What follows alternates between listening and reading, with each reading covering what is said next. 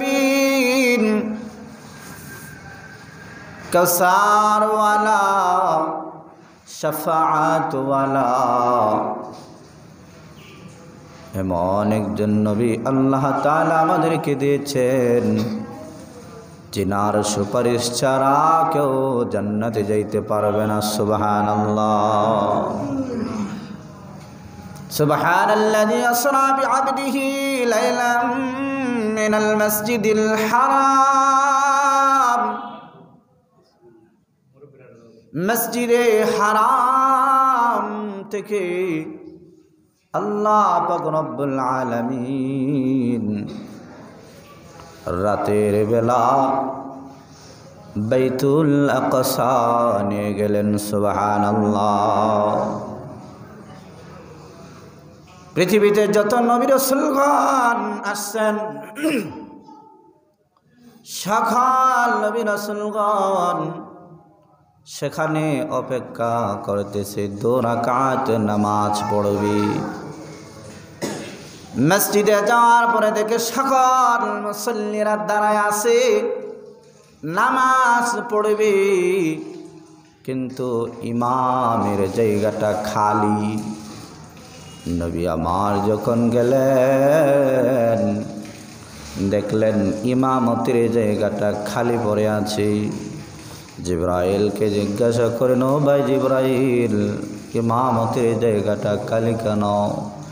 ইয়া রাসূলুল্লাহ, যত নবী রাসূলগণ আল্লাহ তাআলা পাঠাইছেন এখানে সবাই উপস্থিত, আর এই জায়গার ইমামতির যোগ্য একমাত্র আপনি ছাড়া আর কেউ নাই। সুবহানাল্লাহ। নবীজি গেলেন নামাজ পড়াইলেন। সুবহানাল্লাহ কইতেন না? যে যত বড় তার সম্মান তত বড়। আপনার যদি কোনো বন্ধু থাকে, ওই বন্ধুটা যদি অনেক বড় অনেক কিছু হয়ে যায়, তাহলে আপনি পরিচয় দেন আমার বন্ধু অমুক ডিপার্টমেন্টে আছে, আমার বন্ধু অমুক জায়গায় আছে। অথবা আপনার বাবা যদি কোনো ওসি হয়, ডিসি হয়, এসপি হয়, তখন আপনি মানুষদেরকে পরিচয় দেন আমার বাবা এসি, আমার বাবা ডিসপি, এরকম পরিচয় দেন। এমপি মন্ত্রী পরিচয় দেন। এই পরিচয়টা দিলে আপনার সাতক্ষণ মাপ হয়ে যায়, মানুষ আপনাকে দেখে ভয় পায়। এরা মুসলমান, এমন একজন নবী পাইলাম যার পরিচয় যখন আমরা দেই তখন আল্লাহর কাছে ভালোই লাগে। হাসরের ময়দানে হাজার হাজার লক্ষ লক্ষ কোটি কোটি উম্মতেরা যখন উঠবে, লক্ষ লক্ষ নবী পয়গম্বরগণ উঠবে, ওঠার পরে হাসরের ময়দানে উম্মতেরা থাকবে, নবীরা থাকবে। একজন আর একজনকে জিজ্ঞাসা করবে, তুমি কোন নবীর উম্মত, তুমি কোন নবীর উম্মত? মুসা নবীর উম্মতরা বলবে, আমরা মুসা নবীর উম্মত। ইব্রাহিম পয়গম্বরের উম্মতেরা বলবে, আমরা ইব্রাহিম পয়গম্বরের উম্মত। ঈসা পয়গম্বরের উম্মতেরা বলবে, আমরা ঈসার উম্মত। এভাবে প্রত্যেক উম্মতেরা তাদের নবীদের পরিচয় দেবে, তাদের নবীদের পরিচয় দেবে। আর আখির নবীর উম্মতেরা বলবে, আমরা হলাম আখির নবীর উম্মত। সুবহানাল্লাহ। আর জোরে বলেন না সুবহানাল্লাহ। যার সুপারিশ ছাড়া কোনো সুপারিশ চলবে না, যার সুপারিশ ছাড়া জান্নাতে যাইতে পারবে না। যে আল্লাহর পরে যার স্থান সবচেয়ে কাছের লোক, ওই সবচেয়ে কাছের লোকের লোক যারা, তাদের জন্য তো 7 গুণ মাফ। কথা বলেন ঠিক না বেটি? এ নবীর উম্মত হওয়া তো কঠিন। নবীরা পর্যন্ত উম্মত হওয়ার জন্য আবদার জানাইছে, আল্লাহ পাক আবদার কবুল করছেন। সুবহানাল্লাহ বলে। অন্য নবীর উম্মতের জন্য এ নবীর উম্মতেরা সাক্ষ্য দিবে, অন্য নবীর উম্মতেরা এই নবীর উম্মতদেরকে সাক্ষী বানায়া দিবে। এমন একজন নবী পাইলাম, নবী নামাজের ইমামতি করলেন। ফেরেশতা বললেন, ইয়া রাসূলুল্লাহ, ওই যে বোরাক ধাঁধা আছে, আপনি এটার ওপর আরোহণ করেন। আল্লাহ আপনাকে দাওয়াত দিয়েছেন, আপনাকে নিয়ে যেতে হবে উপরের দিকে। যাইতে যাইতে যাইতে যাইতে দুনিয়া থেকে আসমানের পাকা হইল 500 বছরের রাস্তা। এই 500 বছরের রাস্তা যখন উপরে উঠলেন, প্রথম আসমানের দরজায় গিয়ে যখন কড়া নাড়াইলেন, দরজায় ফেরেশতা প্রহরী রক্ষী বললেন, কে? জিবরাইল বলে, আনা জিবরাইল, আমি হইলাম জিবরাইল। প্রথম আসমানের দরজা খুলে দাও। ভিতর থেকে জবাব আসি, জিবরাইল ভাই ক্ষমা করবেন, খোলা যাবে না। কারণ হইল দুনিয়া যখন সৃষ্টি করে নাই, আসমান জমিন যেদিন থেকে বানাইছেন ওই দিন থেকে আল্লাহ তাআলা এই আসমানটারে এত সুন্দর করে সাজাইছেন। জান্নাত থেকে ফুল এনে সাজায় দিয়েছেন, লাল গালিচার চেয়ে 1000 কোটি গুণ বহু সুন্দরী সাজায়া রাখছেন। আল্লাহ তাআলা এত সুন্দর করে সাজাইছেন, আসমান সৃষ্টি করা থেকে নিয়ে আজ পর্যন্ত কেউ এই রাস্তায় ঢুকতে পারে নাই, কাউকে ঢোকার অনুমতি নাই। এই রাস্তা দিয়ে একজনে যাবে, তিনি আর কেউ নয়, তিনি হলেন আল্লাহর হাবিবুল্লাহ। যেদিন আল্লাহর হাবিবুল্লাহ আসবে ওই দিন এই দরজা খুলে দেওয়া হবে। চিল্লায় বলেন না সুবহানাল্লাহ। আসমানের শুরু থেকে আল্লাহ তাআলা সাজায়া রাখছেন। তার মানে মেরাজ যে হবে আল্লাহ তাআলা আরো আগে থেকেই সাজায়া রাখছেন। এই রাস্তাটা এত সুন্দর করে সাজায়া রাখছেন।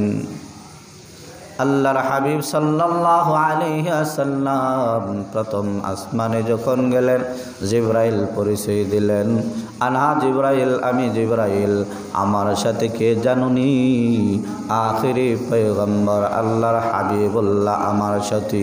হাবিবুল্লাহ বলার সাথে সাথে আসমানের দরজা খুলে দেওয়া হয়েছে। সুবহানাল্লাহ।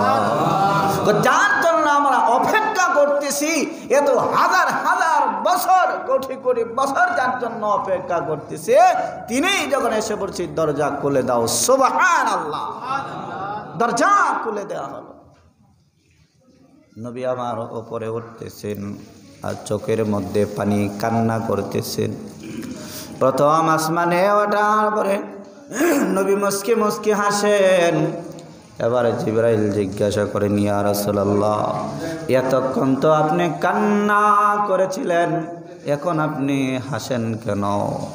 কয়ে, জিবরাইল দেখো না কত সুন্দর করে স্ট্রাকচার সাজায়া রাখছি, কত সুন্দর করে আমার আল্লাহ আমার নামটারে সাজায়া রাখছে। জোরে বলেন না সুবহানাল্লাহ। এরপরে নিয়ে গেলেন দ্বিতীয় আসমানে। দ্বিতীয় আসমানে যাওয়ার পরে দেখি দ্বিতীয় আসমানে কি অবস্থা। প্রথম আসমানে যত সুন্দর করে সাজাইছেন, দ্বিতীয় আসমানে যাওয়ার পরে দেখি আরো 1000 গুণ সুন্দর বেশি।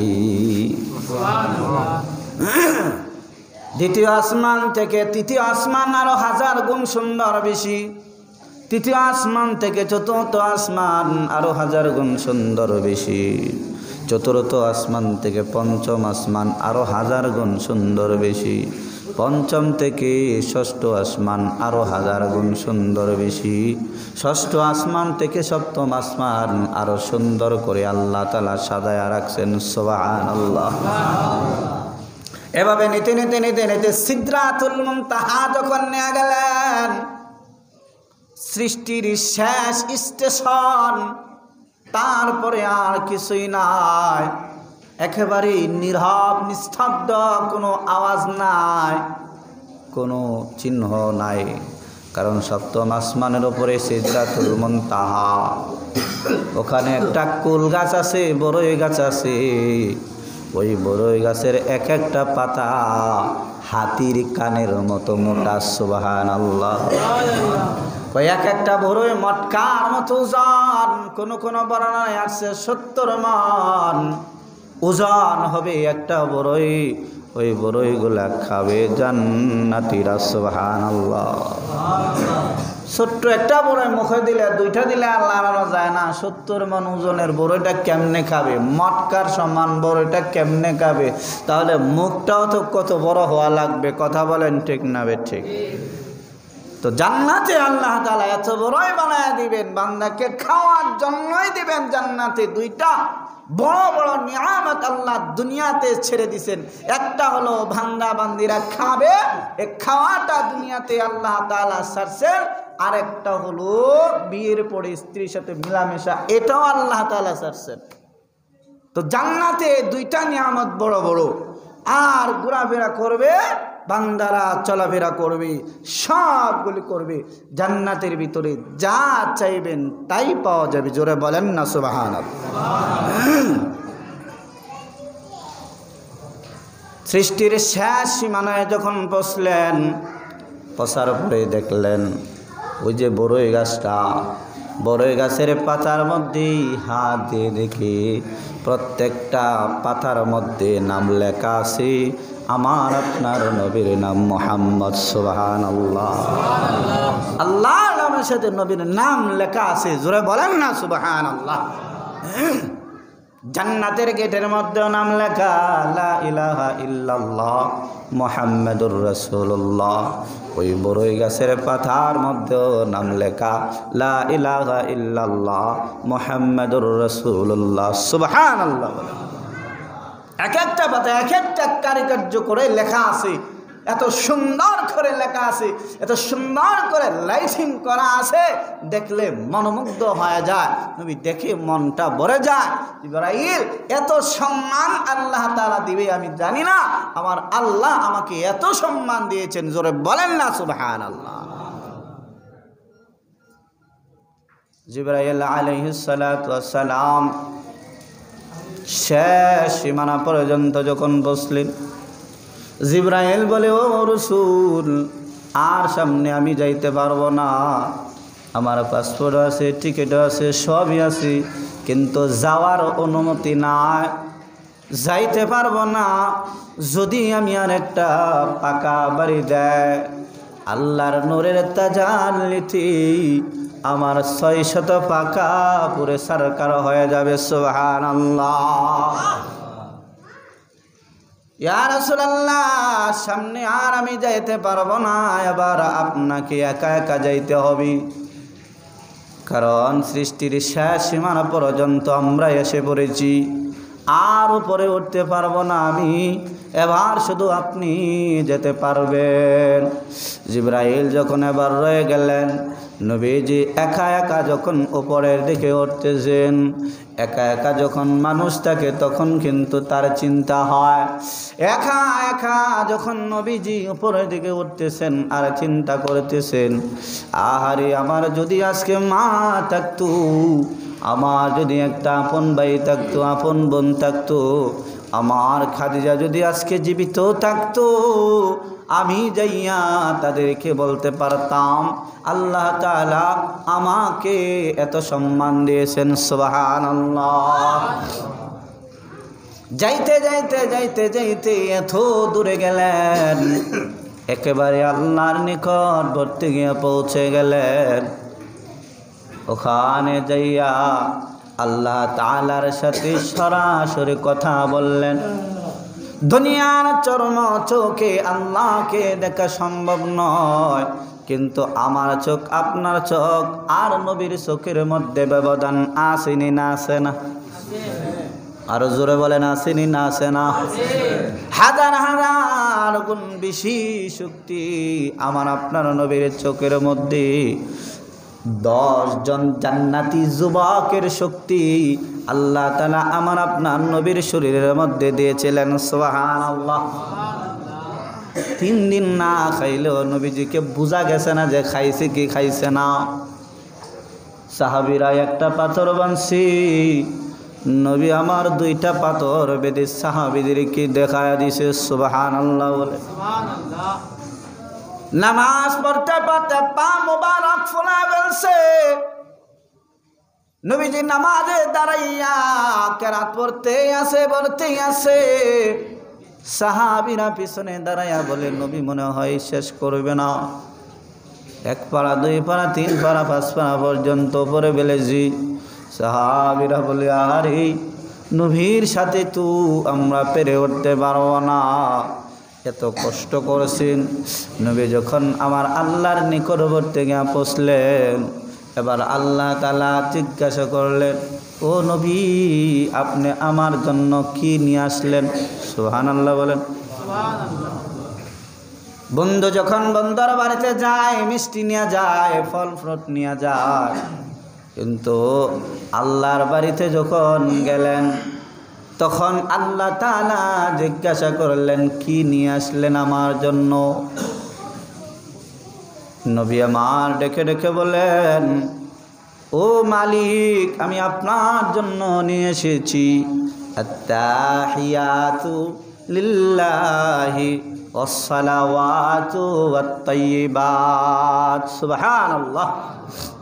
আমরা হইলো কইলাম যে আনতে মনে নাই, কিন্তু নবী বলে, আল্লাহ আপনার জন্য নিয়ে এসেছি আমার যত ইবাদত, আমার মালি ইবাদত, জিসমানি ইবাদত, শারীরিক ইবাদত, যত ইবাদত আছে এগুলি আপনার জন্য নিয়ে এসেছি। সুবহানাল্লাহ বলে।